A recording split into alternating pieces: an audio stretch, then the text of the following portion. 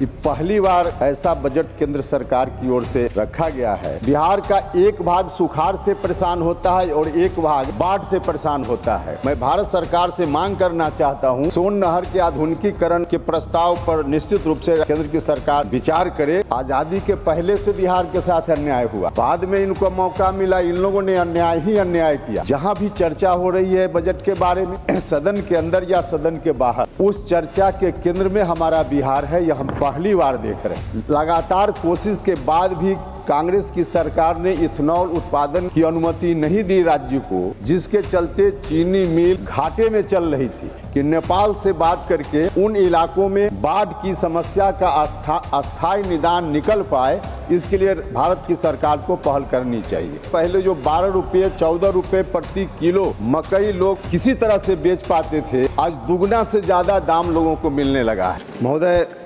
5 minutes. जो budget प्रस्तुत किया गया है भारत सरकार की ओर से, उसके लिए मैं अपनी पार्टी राष्ट्रीय लोक मोर्चा की ओर से धन्यवाद ज्ञापित करने के लिए खड़ा हुआ हूँ। महोदय, जब से मैं बजट के बारे में थोड़ी समझदारी रख रहा हूँ, देख रहा हूँ, तब से ये पहली बार ऐसा बजट केंद्र सरकार की ओर से रखा गया है।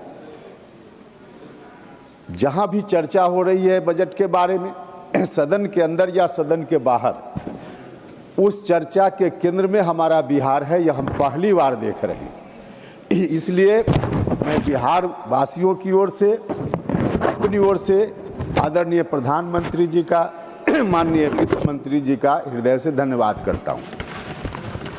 महोदय, इन लोगों ने तो हमेशा अन्याय ही किया बिहार के साथ।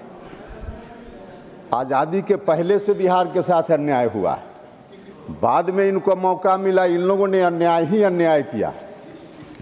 जब से नरेंद्र मोदी जी के नेतृत्व में देश में सरकार आई है, तब से हम सब लोगों की अपेक्षा, बिहार के लोगों की अपेक्षा थी कि बिहार को न्याय मिलेगा। निश्चित रूप से इस बजट के माध्यम से और इसके पहले भी जो बजट आया था, उसके माध्यम से केंद्र की सरकार ने बिहार के साथ न्याय किया है। इसलिए हम इस बजट का धन्यवाद करते हैं। महोदय,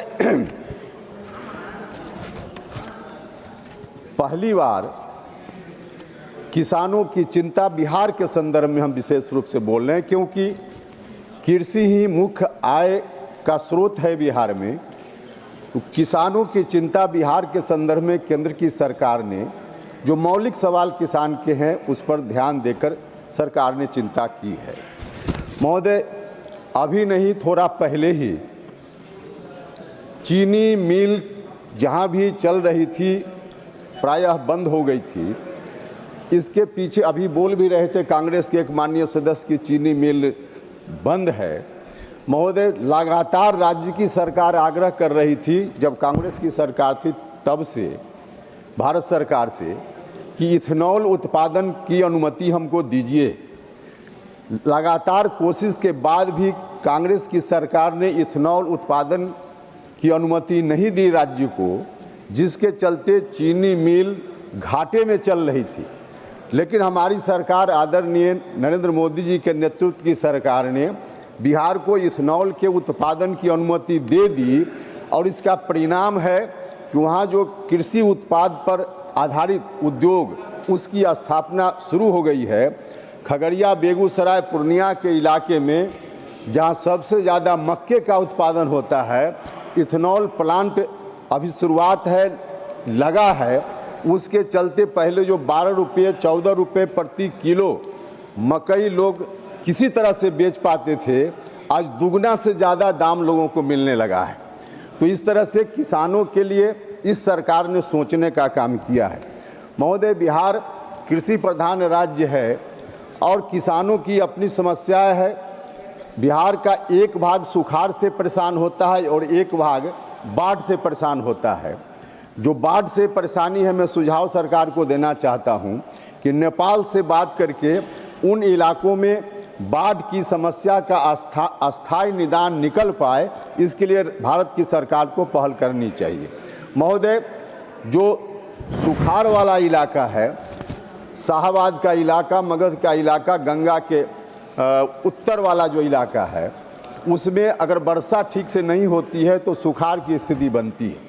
अंग्रेजी राज में उस समय का बना हुआ नहर प्रणाली है, जहां से सिंचाई का काम कुछ हो जाता है, लेकिन जितनी सिंचाई हो सकती थी, जितनी उनकी क्षमता थी, उस क्षमता में ह्रास हुआ है धीरे धीरे, क्योंकि सोन नदी से पानी उसमें नहर में जाता है, और जो पानी जाता है सोन में इस तरह से गाद भर गया है, उसकी उड़ाही की ज़रूरत है, उसकी आधुनिकीकरण का प्रस्ताव है।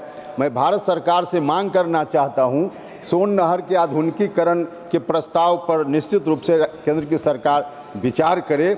महोदय, एक उसी सोन नदी में पानी के बहाव को तेज करने के लिए, क्योंकि पानी कम आ रहा है, मैं समाप्त करता हूँ तुरंत, तो उसमें पानी का बहाव कम हो रहा है, इसके लिए अभी नहीं, लगभग 30-35 साल पहले डैम बनाने की एक योजना, इंद्रपुरी जलाशय जिसका नाम है, उसको बनाने की योजना का शिलान्यास हुआ, लेकिन अभी तक नहीं बन पाया। नहीं बनने के पीछे क्योंकि कई राज्यों से यह मामला जुड़ा हुआ है, बिहार, झारखंड, उत्तर प्रदेश, इन राज्यों से जुड़ा हुआ मामला है। इसमें भी क्योंकि एक राज्य नहीं कई राज्य जुड़े हुए हैं, तो केंद्र सरकार से हमारी अपेक्षा है कि इन राज्यों से जुड़ी हुई जो यह समस्या है, इसके लिए पहल राज्य की सरकार करे और इंद्रपुरी जलाशय योजना को पूरा कराए, ताकि सिंचाई का काम आगे बढ़ पाए। आपने समय दिया, बहुत बहुत धन्यवाद। सभी